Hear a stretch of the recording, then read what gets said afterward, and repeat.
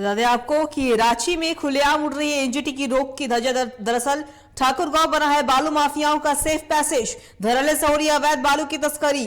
बड़ी खबर हम आपको बता रहे हैं, रांची से राजधानी रांची का ठाकुरगांव बालू माफियाओं का सेफ पैसेज बना हुआ है। हम ऐसा इसलिए कह रहे हैं क्योंकि इस तस्वीर में आपको दिख रहा होगा कि अवैध बालू ट्रैक्टर खड़े हैं, जो सुबह 4 बजे की ठाकुरगांव चौक की तस्वीर है। यहां लाइन से खड़े अवैध बालू ट्रैक्टर एनजीटी की रोक की सच्चाई बता रहे हैं।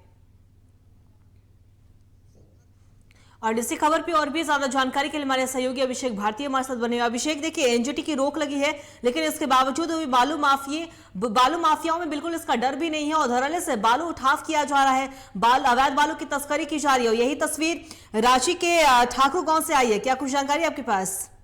देखिए, ये सुबह 4 बजे की तस्वीर है। सुबह 4 बजे मैं वहां से गुजर रहा था। इसी दौरान मेरी नजर सड़क के किनारे चल रहे इन लाइन से चल रहे ट्रैक्टरों के ऊपर पड़ी। इनमें से किसी ट्रैक्टर में नंबर प्लेट नहीं था। इन ट्रैक्टरों के चलने का तरीका भी बड़ा गजब था। आगे आगे रेकी करता हुआ एक हेलमेट पहना हुआ शख्स जो है वो चल रहा था। तमाम पार होने वाली गाड़ियों की वो वीडियोग्राफी भी कर रहा था। पीछे बैठा उस बाइक का शख्स, और जितनी गाड़ियां उस समय गुजर रही थी उन तमाम गाड़ियों के नंबर भी नोट कर रहा था, ताकि अगर ये खबर आती है मीडिया में, ये इसके बारे में प्रशासन को जानकारी मिलती है, तो वो इन गाड़ी वालों को ट्रेस कर सके कि भाई किन लोग हैं। हमें रोका भी गया, हमसे पूछताछ भी की गई कि आप लोग कौन है, कहाँ से आए हैं, क्या कर रहे हैं, क्यों वीडियो बना रहे हैं। तो मैंने उनको बताया कि भाई मैं इधर जमीन खरीदना चाहता हूँ और इसीलिए मैं इस जमीन की वीडियो बना रहा हूँ। तब जाकर के उन्होंने जो है वो हमें छोड़ा है। तो आप समझ सकते हैं स्थितियां कैसी हैं। गजब की बात यह है कि इसी रास्ते में बुढ़मू थाना पड़ता है, इसी रास्ते में ठाकुरगांव थाना पड़ता है, इसी रास्ते में बुढ़मू अंचल पड़ता है। ये आगे जाकर के रातू थाना को रास्ता जाता है। सारी गाड़ियां जो आगे जाकर के रातू में काठीटाण चौक के पास में जमा हो जाती है और वहां से सूरज निकलने से पहले ही तमाम बालू की बोली लग जाती है। 50-50 हजार रुपए ट्रैक्टर के हिसाब से ये बालू बिक रहा है। तो आप समझ सकते हैं।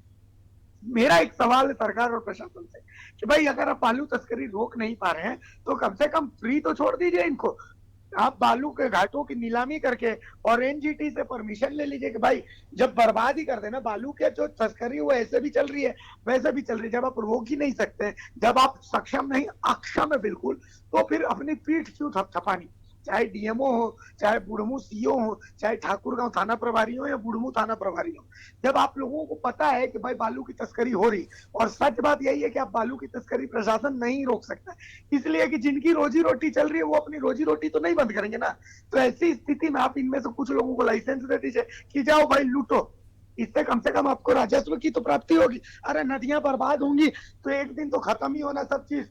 जो चोरी छुपे हो रहा है कम से कम खुलेआम होगा। तो अंकिता, ये तस्वीरें जान हथेली पर रख करके टीवी 45 ये तस्वीरें दर्शकों के पास लेकर के आया है। जो तस्वीरें इस पर अगर प्रशासन कार्रवाई करता है तो वेल एंड गुड, नहीं करता है तो हम इन तस्वीरें दिखाना जारी रखेंगे। जी अभिषेक, आपका बहुत बहुत शुक्रिया तमाम जानकारी के लिए। तो बता दें आपको एनजीटी की रोक लगी है, 10 जून से ही रोक लगी हुई है, लेकिन इसके बावजूद भी धड़ल्ले से बालू का उठाव हो रहा है, धड़ल्ले से बालू की तस्करी की जा रही है। और ये तस्वीर, ये सोचने वाली बात है कि राजधानी रांची की तस्वीर है, जहां पे, और जिस तरीके से हमारे सहयोगी ने कहा कि कई थाना भी वहां पे अंतर्गत पड़ता है, जिस रास्ते से ये ट्रैक्टर जा रहे थे, और लेकिन इसके बावजूद भी बालू माफियाओं में डर नहीं है।